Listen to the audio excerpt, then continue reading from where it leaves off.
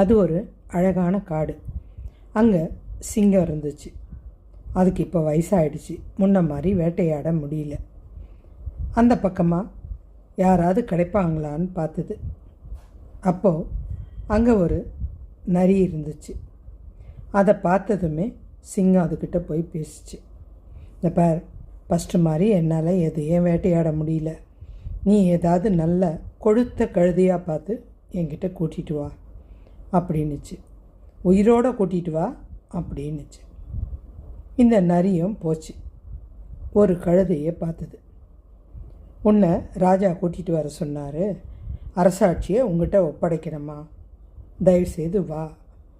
நிஜமா வா அப்படின்னு அந்த கழுதை நம்பி அந்த நரி கூட போச்சு. நரியை பார்த்ததுமே சிங்கத்துக்கு ஆசை வந்து அதோட காதை கடிச்சிடுச்சு. வலி தாங்க முடியல. கழுதை கத்திக்கிட்டே ஓடிச்சு. ஓடின கழுதை பின்னாடியே நரி போயிட்டு, நீ தப்பாக புரிஞ்சுக்கிட்ட. அரசர் உன் தலையில் கிரீடம் வைக்கிறதுக்காக தான் அந்த காதை கடிச்சார். நீ திரும்ப ஏன் வாயேன், உன்னை ஒன்றும் பண்ண மாட்டார். அவர் உங்கள்கிட்ட அரசாட்சியை ஒப்படைச்சிட்டு போயிடுவார் அப்படின்னு நரி எடுத்து சொல்லிச்சு. இந்த முறையும் கழுதை வந்துச்சு. இந்த வாட்டி சிங்கம் கழுதையோட வாலை கடிச்சிடுச்சு. வால் போன உடனே திருப்பியும் கழுதை ஓடி போயிடுச்சு.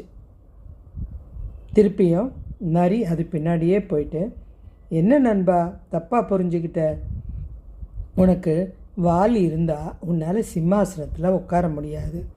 அதுக்காக தான் சிங்கராஜா உன்னுடைய வாலை கடிச்சாரு. நீ தப்பாக புரிஞ்சுக்கிட்ட. இந்த வாட்டி வா, உனக்கு எந்த பிரச்சனையும் இல்லாமல் நான் பார்த்துக்கிறேன் அப்படின்னு சொன்ன உடனே கழுதை நரியோட பேச்சை நம்பி கூட போச்சு. இந்த வாட்டி போனதுமே சிங்கம் வெறி தாங்க முடியாமல் அந்த கழுதையை பாஞ்சு அடித்து அந்த இடத்துலையே கொன்று போட்டுடுச்சு. கழுதை இறந்து போயிடுச்சு. இப்போது நரியை கூப்பிட்டு, இதை துண்டு துண்டாக எனக்கு எல்லா பாகத்தையும் சரி செஞ்சு கொடு அப்படின்னுச்சு. நரியும் அந்த வேலையை செஞ்சுது. அதுக்கு கூலி வேணுமே, அதனால் அந்த கழுதையோட மூளையை எடுத்து சாப்பிட்டுருச்சு. சிங்கம் வந்து பார்த்துட்டு, ஆமாம், இங்கே கழுதை இருக்குது, எல்லா உறுப்பும் இருக்குது, மூளையை காணுமே அப்படின்னுச்சு.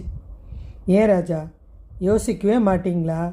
மூளை இருந்தால் அது எப்படி உங்களை நம்பி வந்திருக்கோம் அப்படின்னு சொன்னதும் சிங்கமும் நம்பிட்டு போயிடுச்சு. இது ஒரு கதை தாங்க.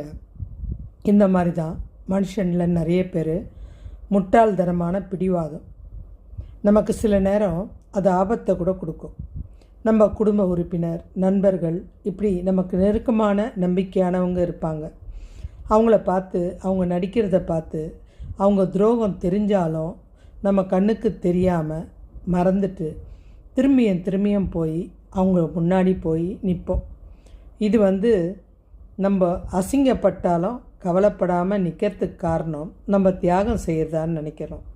கண்டிப்பாக கிடையாது. அது தியாகம் கிடையாது. உங்களை நீங்களே அழிச்சிக்கிற வழி. நீங்கள் நினச்சி பெருமைப்படுற அளவுக்கு அவங்க நல்லவங்களும் இல்லை. உங்களுக்கு பின்னாடி பெருசாக குழி தோண்டி வச்சுருக்குறாங்க. புரிஞ்சு கொள்ளாமல் இருக்கிறது நீங்கள் விழப்போகிறது நிச்சயம்.